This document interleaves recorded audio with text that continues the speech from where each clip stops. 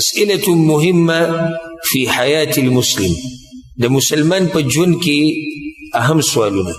دا عنوان دی د دې سوالونو کوم چې په دې کتاب کې راغلي دي، او پای کې موږ د څو سوالونو جواب کړو، د 3 سوالونو جواب شوی دی. اولنی سوال چې کوم بیان شوی دی او د هغې جواب شوی تفصیلي، چې یو مسلمان به عقیده د کوم ځای نه اخلي. دویم سوال دا شوی که زموږ په منځ کې اختلاف راشي، او اختلاف به لازم راځي، دا خو طبیعت دی د انسانانو، نو چې اختلاف راشي د اختلاف په وخت کې به رجوع څه کوو. دویم یا دریم سوال دا و چې هغه کومه ډله ده چې د قیامت په ورځ څه ده کامیابه ده، هغه کومه ډله ده چې هغه به د قیامت په ورځ جنت ته ځي. هغې پسې څلورم سوال ډېر اهم سوال دی، وایي چې ما شروط قبول العمل الصالح، هغه څه شرطونه دي د یو نیک عمل د قبلېدو دپاره. ګوره موږ ټول په دې دنیا کې محنت کوو، کوشش کوو او دا بندگی کوو د الله د دې دپاره چې الله زموږ نه څه شي راضي شي. د نیک اعمال چې موږ ټول څومره کوو، څومره د الله بندگی چې کوو، نو د هغې اولنی او اخرنی هدف د الله راضي کول دي. نو بیا په کار دا دی چې تا سره غم وي د دې خپل عمل. دا نه دی چې ته رالی مونځ دې وکړو، خبره ختمه شوه او دا قبول شو، ذکر دې ووي او بس دا ختم، یقیني دی چې دا قبول شو، او بل عبادت دې وکړو بس یقیني دی چې دا قبول شو. صحابه کرام، تابعین، سلف صالحین، د دین مشران، هغوی سره ټول غم دا و چې دا عمل به الله زموږ نه قبول کړی او که نه به یې قبول کړی. ابو بکر الصدیق رضی الله عنه د هغه په باره کې دا راځي، وایي کله چې په مانځه باندې ودرېدو نو رنګ به یې تک زیړ شو او په ژړا به شو، سم به یې ژړل، او دا ژړا به یې دې لپاره کوله او دا رنګ به یې زیړ شو دې د لاسه چې الله به دا مونځ زما نه قبول کړي او که نه. سره دې چې هغه ابوبکر صدیق رضی الله عنه. قرآن کریم کې الله سبحانه وتعالی د مؤمنانو دا صفت ذکر کړی، والذین یؤتون ما آتوا وقلوبهم وجله. مؤمنان هغه دي چې یو کار کوي او یریږي، په زړونو کې یره پرته وي، یو عبادت کوي او په زړونو کې یره وي. دا یره څه ده؟ پیغمبر صلی الله علیه وسلم د دې وضاحت کړی دی.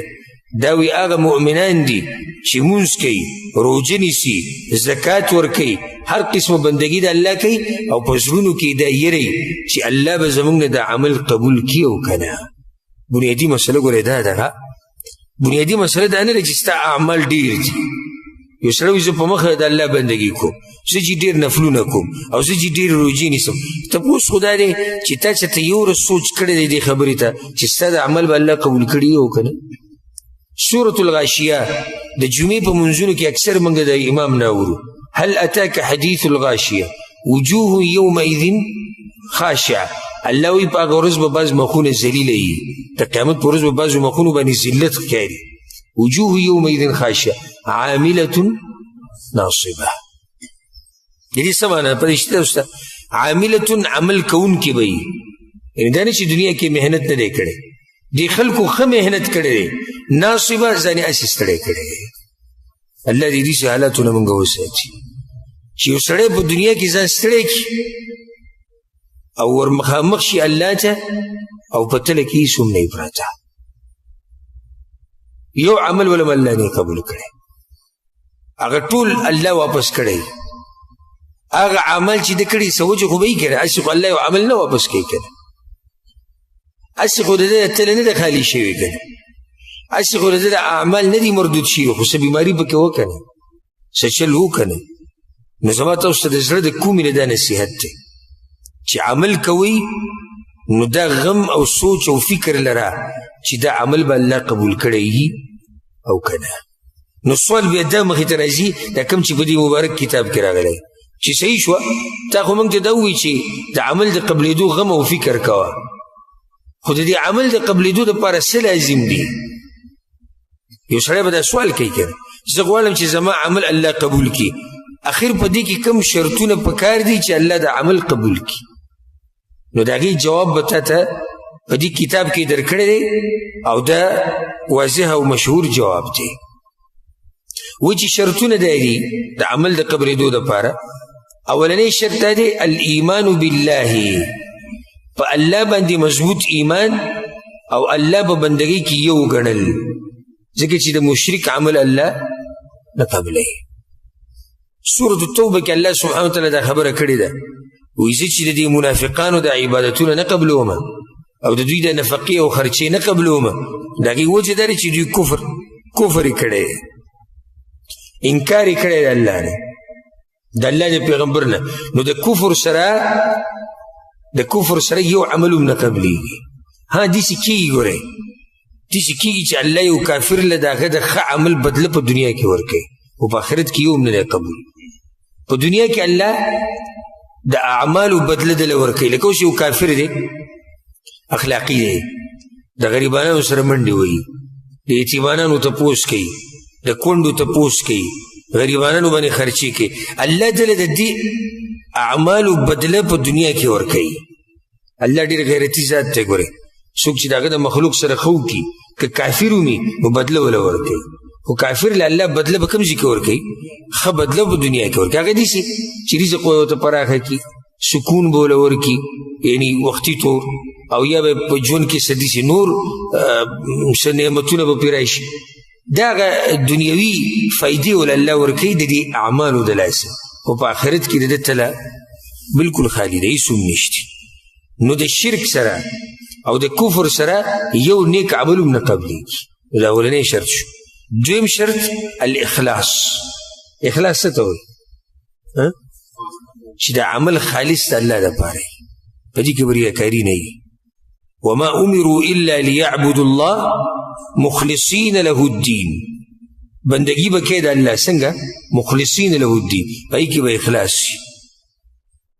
لکه الله د مؤمنانو صفت ذکر کړی دی چې دوی غریبانان او قیدیان او یتیمانان او د دوی تپوس کوي. په سورة الدهر کې دا شته، سورة الانسان ورته ویلی کېږي. نو څه وایي الله؟ وایي هغوی بیا دا وایي انما نطعمکم لوجه الله. موږ دا خوراک چې تاسو له درکوو د څه دپاره درکوو؟ لوجه الله، د الله د رضا دپاره. دې ته اخلاص وایي. لا نريد منكم جزاء ولا شکورا. موږ ګورئ شکریه نه غواړو، ګورئ موږ څه بدله نه غواړو. دې ته وایي نیک عمل خالص د الله دپاره. بلکې بعض علما خو لا دلته دا خبره هم ذکر کوي، وایي چې چا سره د نیکي وکړه، ښېګړه دې وکړه، نو دا به ورته هم نه وایي چې دعاګانې کوه. ولې؟ وایي ځکه چې دا هم ته یو بدله غواړي، اگر که دا د بعضو علماو رایې ده. خو عامه او مشهوره خبره دا ده چې وایي زه شکریه نه غواړم، زه تا نه دې په بدل کې څه بدل نه غواړم. نو ولې ته نه غواړي؟ وایي انما نطعمکم لوجه الله. دا عمل به د چا دپاره کړی؟ د الله دپاره. اخلاص به پکې په دې عمل کې پټ به یې ساتي د بندګانو نه. حدیث کې څه راځي؟ 7 قسمه خلک به د عرش په سوري کې ولاړي. یو پکې کوم یو دی؟ دغه جواب چې په ښی لاس صدقه ورکړي نو ګس لاس یې نه قبلېږي چې دی ښی څه ورکړي. دا پرېږدئ چې نور انسانان ترې خبرې شي، دا خو ډېره لرې خبره ده چې بهر ترې څوک خبرې شي. دا لاسونه دواړه وګورئ څومره نږدې دي یو بل ته. دې لاس کې صدقه ورکړي، دا لاس یې نه خبرېږي. اصل کې دا کنایت ته دی چې اخلاص پکې ډېر زیات دی، دومره په پټه دی دا عمل کوي. نیکان خلک خپل اعمال او بندګیانې د الله هغه څه کوي؟ هغه پټې ساتي. بعض عبادت پټ نه ساتلی کېږي، خو هغې کې به ستا اراده ده، زړه اراده به دی چې زه د الله دپاره اوس مونځ پټ پاتې کېدی شي، فرض مونځ نه شي پټ پاتې کېدی.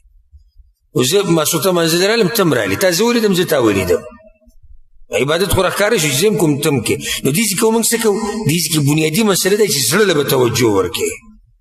او زړه له به توجه څنګه ورکړې؟ چې په زړه کې ستا دا خبره وي چې دا عمل خالص د الله دپاره دی. او ځکه حدیث کې دا راځي، په صحیح مسلم کې دی، پیغمبر صلی الله علیه وسلم څه وایي؟ وایي زه بری یم د دې نه او بیزاره یم د هغه عمل نه چې څوک یې وکړي او ما سره پکې بل شریک جوړ کړي. من عمل عملا اشرک فیه معي غیري ترکته وشرکه. څوک چې عمل وکړي او یو مخلوق پکې شریک کړي، الله وایي دې هم پرېږدم او دا عمل ولم پرېږدم، دا نه قبلوم.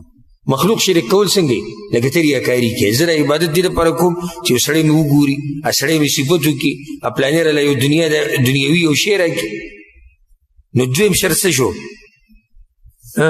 اخلاص اکثر علما د اخلاص د شرط پر توحید کې وردننه کوي او صحیح خبر هم دا ده چې اخلاص په توحید کې دننه راځي کنه نو ځکه دو شرطونه معروف ذکر کیږي یو اخلاص او دویم د پیغمبر تابعداري خو دې کتاب کې لږ تفصیل کړی دی نو اولنی شرط جدا ذکر کو په الله باندې ایمان او بیا اخلاص او دریم شرط څه دی د پیغمبر صلی الله علیه وسلم تابعداري دا هغه وخت پورې ستا عمل نه قبلېږي چې څو پورې د عمل د پیغمبر په طریقه نه وي سوی پیغمبر صلی الله علیه وسلم په صحیح مسلم کې دا معروف حدیث دی من عمل عملا ليس عليه امرنا فهو رد چا چې داسې عمل وکړو چې زموږ امر پې نه وي زموږ په طریقه نه وي نو دا عمل څه دی مردود دی دا اهم شروط دي د عمل د قبلېدو دپاره نو ځکه دې کتاب کې دا ویلي دي وی